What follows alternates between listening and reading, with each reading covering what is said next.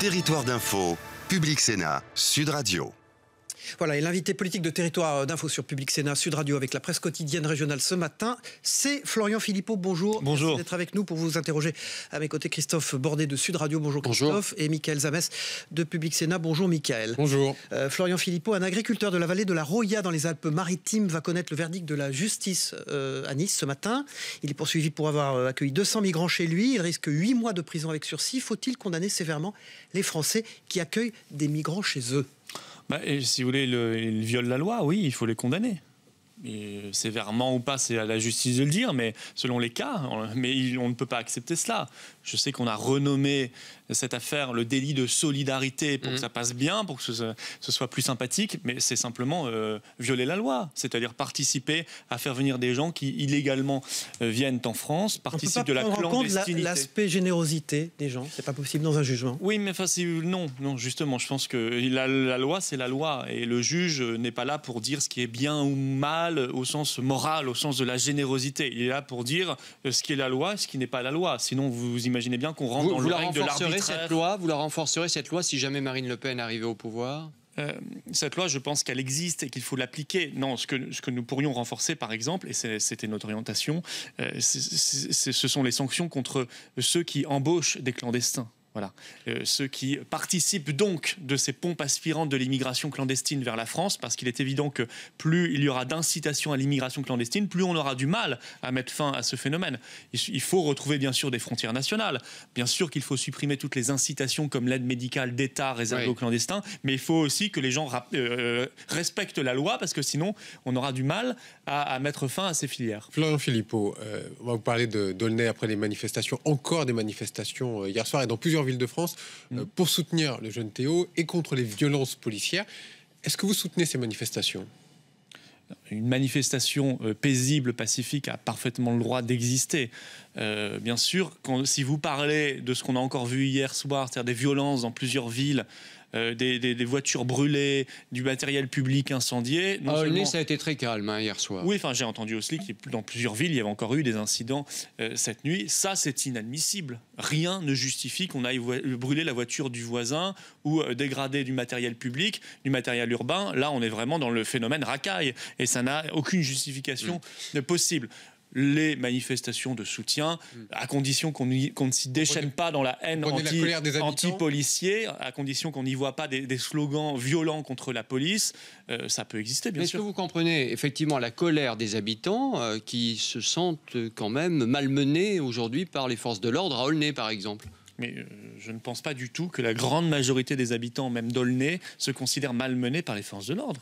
Moi, je fais confiance à la police nationale, à la police républicaine, comme à la gendarmerie d'ailleurs, dont je sais que l'immense majorité font extrêmement bien leur travail dans des conditions ce qui s'est passé, est-ce que c'est un acte accidentel ? C'est important de le dire, des conditions terriblement difficile. Moi, je n'ai pas oublié ces policiers qui ont été brûlés vifs dans leur véhicule il y a quelques mois. Je n'ai pas oublié les milliers de policiers et de gendarmes blessés chaque année dans l'exercice de leurs fonctions. Personne n'oublie. Mais est-ce que la police des polices, quand elle parle d'un acte accidentel, est-ce que ça vous paraît un acte effectivement accidentel ou est-ce que c'est un peu court comme explication ? Excusez-moi, je ne suis pas à la place de l'IGPN, ce sont des professionnels.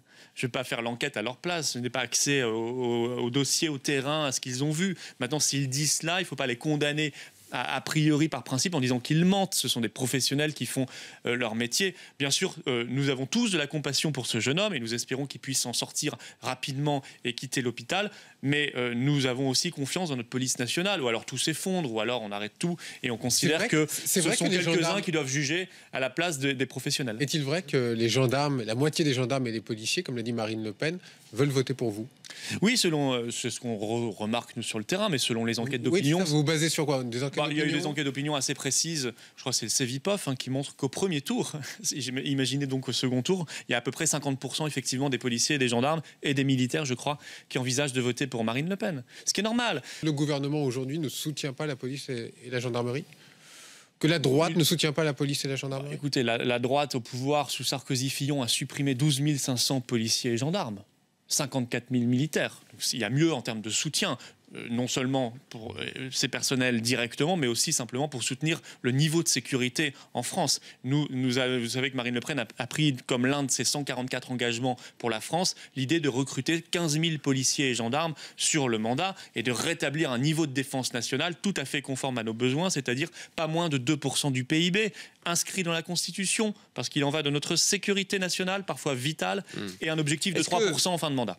Est-ce que vous avez entendu, j'imagine, est-ce que vous soutenez ce syndicaliste policier qui, hier soir, sur France 5, a parlé de Bamboula, insulte à peu près convenable?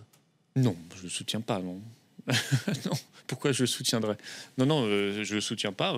Je crois que d'ailleurs qu'il a été rappelé à l'ordre par le ministre. C'est pas une insulte convenable, ça n'a rien de convenable. Est-ce que vous rétablirez la police de proximité? Alors, je ne sais pas comment il faut la nommer, mais vous savez, en recrutant 15 000 policiers et gendarmes, bien sûr que nous recréerons des unités de proximité qui sont nécessaires pour avoir ce lien, qui sont nécessaires pour assurer la sécurité au quotidien, notamment dans les zones de non-droit, qui sont des quartiers abandonnés par la République. D'ailleurs, quand on dit zone de non-droit, c'est faux. Il y a toujours un autre droit qui s'y met à la place. Le droit des caïds, le droit des trafics de drogue, et la loi islamiste. Et souvent, ça va ensemble. Et parfois, ce sont les mêmes, parce que l'un alimente l'autre. En termes financiers, les trafics alimentent évidemment la propagande islamiste. La République, rien que la République, la France, rien que la France, sur chaque mètre carré du territoire national. Ça doit être un principe de base qui a été oublié par les gouvernements de droite et de gauche. Moi, je pense que la candidature de M. Fillon était en crise avant même l'affaire. L'affaire, ça a été, si vous voulez, la dégringolade. Mais avant, vous souvenez-vous, il baissait déjà largement, du fait de son programme. Ça veut dire que vous faites aussi plus d'adhésions de gens qui étaient chez les Républicains qui vous rejoignent? Beaucoup d'adhésions. Je ne sais pas si c'est lié, nous avons énormément d'adhésions. Depuis le début de l'affaire? Je vais vous dire, moi, dans l'affaire, ce qui peut-être me choque le plus, c'est ce qu'on a appris sur AXA. Parce que là, il y a des implications politiques de fond. Quand on apprend que M. Fillon a pour client AXA, qui est ciblé avec sa société de conseil. Oui, mais quand on voit 200 000 euros, donc, et quand on voit le projet sur le fond de François Fillon pour la sécurité sociale, qui était un projet de destruction de la sécurité sociale, donc au bénéfice des assureurs privés. Vous dites qu'il y a un conflit d'intérêts. Mais là, il y a un énorme problème. Il y a un énorme problème. Ça veut dire que cet homme est sous influence. Il n'est pas le seul dans cette élection présidentielle. Moi, je crois que ça sent l'argent partout. Ça sent le fric à très haute dose partout, y compris chez M. Macron. Excusez-nous, mais au Front National aussi, il y a une affaire, c'est l'affaire des assistants parlementaires à Bruxelles. Est-ce que vous nous dites encore une fois ce matin que vous ne paierez pas les 300 000 euros réclamés par la Commission de Bruxelles? Non, mais Marine Le Pen, c'est pas la Commission, c'est le Parlement. Marine Le Pen, de toute façon, n'a pas le choix. Il y a des retenues sur salaire. Ce qu'elle dit, c'est qu'il n'y a aucune décision judiciaire. C'est ce qui a motivé son analyse et sa décision, que ceux qui nous ont jugés jusqu'ici entre... C'est le cas pour François Fillon aussi. Non, mais attendez. Mais dans l'affaire Marine Le Pen, il n'y a aucune suspicion d'enrichissement personnel. Et ce sont nos adversaires politiques, en l'occurrence Martin Schulz, socialiste allemand, qui a dit un beau jour, on ne peut pas être en même temps militant du Front et assistant parlementaire du Front National. Bien sûr que si, c'est même recommandé, c'est même plutôt bien. Ça se fonde sur rien. Vous savez, il y a 2 partis au Parlement européen qui sont poursuivis par les autorités politiques du Parlement. Il y a le Front National et il y a UKIP, mouvement souverainiste britannique. Comme par hasard. Les européistes, les fédéralistes, eux, ils sont parfaits, magnifiques. Et les méchants souverainistes, les méchants patriotes, eux, sont vilains. Tout ça est un peu facile, ça montre que c'est intégralement politique. Alors, il y a également le site internet BuzzFeed qui révèle ce matin que pour contourner les règles européennes, les eurodéputés FN feraient embaucher des membres de leur famille par des collègues frontistes. Est-ce que vous confirmez cette pratique? On pourrait imaginer par exemple qu'un député FN ne pouvant pas faire travailler sa femme ferait travailler la femme d'un autre collègue. Mais c'est rien d'illégal et c'est pas un contournement. Alors c'est pas illégal, mais est-ce que c'est moral là aussi? Non mais attendez, allez voir aussi. Les amis de mes amis sont mes amis. Allez voir ce qui se passe dans les autres partis. Vous savez, on a fait le reproche à Marine Le Pen d'avoir un moment travaillé avec Louis Alliot. Mais Louis Alliot, il fait de la politique depuis 25 ans. Donc, est-ce que c'est comparable comme situation? Ça n'a rien de comparable. Personne ne dit que c'est fictif, qu'il n'y a pas de travail. Personne ne remet en cause le caractère politique de Louis Alliot, qui est élu. Donc, vous voyez, tout ça... peut-être condamnable. Mais ça n'a rien de condamnable. Ça n'a rien de condamnable. C'est vous qui le dites. Vous savez, dans beaucoup de PME, d'exploitation agricole, de commerce, de petits commerces, on peut travailler avec quelqu'un de sa famille. Mais l'immense majorité des gens avec qui on travaille ne sont pas... privés dans les PME. L'immense majorité des gens avec qui nous travaillons ne sont pas de notre famille. Voilà, moi, j'ai jamais eu d'assistant ou d'assistant de voisin qui étaient des gens de ma famille. Une question simple. Pour revenir à ce qui se passe en France avec François Fillon, etc., est-ce qu'il faut changer les règles aujourd'hui qui existent pour qu'il n'y ait plus le genre de problème qu'on rencontre aujourd'hui avec l'affaire Fillon. Oui, on peut étendre les règles du Parlement européen à l'Assemblée nationale et au Sénat. Ça, nous l'avons dit, ça ne pose aucun problème. Mais en l'occurrence, le problème n'est pas là dans l'affaire Fillon. Il y a une suspicion d'emploi fictif, y compris pas simplement sur l'assistance parlementaire, sur la revue des deux mondes. Il y a l'affaire des 7 chèques du Sénat, bon, on y est, pour un peu plus de 20 000 euros avec tout ce système qui avait été mis en place. On est vraiment dans un cas qui dépasse très largement la question de l'organisation du travail dans une assemblée. Il nous reste peu de temps et on voudrait vous entendre sur cette question posée par Marion Maréchal Le Pen ce matin dans le journal La Croix. Elle accuse l'Église d'avoir renoncé à la lutte contre l'IVG. Est-ce que vous êtes d'accord avec elle ? Je ne sais pas, je crois que la doctrine de l'Église n'a jamais changé sur ce point-là. Enfin, je ne suis pas un spécialiste de la doctrine, je vous l'annonce. Elle, pardon ? Part en guerre contre l'Église. Je ne sais pas si on peut dire qu'elle part en guerre contre l'Église. Moi, je sais qu'elle est là. Moi, vous savez, je suis un laïc, donc l'Église dira ce qu'elle souhaite. Je rendrai à Dieu ce qui est à Dieu, à César ce qui est à César. En l'occurrence, l'affaire présidentielle, c'est une affaire de César et non pas de Dieu, puisqu'il s'agit d'élire le chef de l'État. Et notre sur cette question de l'IVG. Donc, je vous rappelle le projet de Marine Le Pen sur ce point. Droit à l'IVG maintenu, évidemment, et remboursement, comme aujourd'hui, maintenu, évidemment. Donc, il n'y a pas de sujet. Sur la question des femmes, là où il y a un vrai... Sujet, Marion Maréchal Le Pen en parle, donc il y a quand même un sujet. Non, mais elle parle de l'Église, et ça, je pense qu'elle peut parler en tant que catholique. Elle dit aussi qu'il n'y a rien qui puisse justifier un remboursement intégral et illimité de l'avortement. Oui, mais ça, sa position, vous la connaissez. Elle l'a déjà dit. Savoir, ça a été partagé par vous. Je viens de vous rappeler la position du projet présidentiel de Marine Le Pen. Donc non, nous n'avons pas cette position-là. Mais ça, il y a des différences entre vous. C'est pas tout à fait nouveau. Il y a des différences entre vous. Elle peut toujours faire du clairon, ça va rien changer. Non, c'est pas ça. C'est qu'elle a parfaitement le droit d'avoir sa position. Mais nous avons eu ce débat-là en novembre. Ça vous a pas échappé. On a beaucoup parlé à l'époque. On nous a dit que le débat était tranché, visiblement, non. Mais si, parce qu'elle n'est pas obligée de changer personnellement d'opinion. Mais nous vous disons ce qu'il y a dans le projet présidentiel de Marine Le Pen.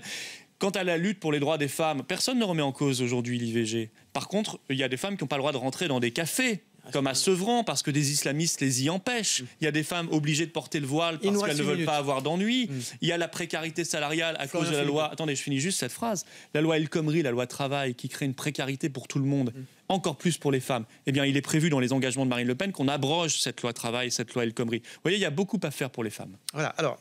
Décret anti-immigration retoqué par 3 juges californiens, décret anti-immigration de Donald Trump. Qu'est-ce que vous en pensez, vous ? Rien, ce sont les affaires intérieures des États-Unis. Mais vous êtes favorable à ce type de loi, de mesure, Monsieur Trump applique... de décret ? Non, si vous voulez savoir si c'est dans le projet, notre projet présidentiel, non. De vous. Voilà. Ça n'est pas dans notre projet. On a beaucoup de choses à faire avant, si vous voulez. D'abord, rétablir nos frontières nationales. Ça sera déjà une bonne chose. Mais vous voyez toujours d'un bon œil les premiers pas de Donald Trump à la Maison-Blanche ou pas ? Vous savez, dans les sondages, il est sur ces points-là majoritaire dans l'opinion américaine. Mais c'est votre opinion qui m'intéresse. Mais moi, vous voyez toujours d'un bon œil. Je suis d'ailleurs, je vais vous dire, moi, je ne suis pas américain. Je vois d'un bon œil ceux qui respectent leurs promesses. C'est normal en démocratie. Ça devrait être la règle. Après, je vais vous dire, je commence aussi, moi, à en avoir un peu soupé, qu'on nous serve comme si c'était de la politique intérieure tous les jours, tous les matins, 40 informations sur ce qui se passe aux États-Unis, jusqu'à des détails de ce qu'a dit la secrétaire de Trump ou je ne sais quoi. Au bout d'un moment, il faut que les agences de presse et les médias français comprennent que ce sont des affaires intérieures américaines et qu'on s'en moque un peu.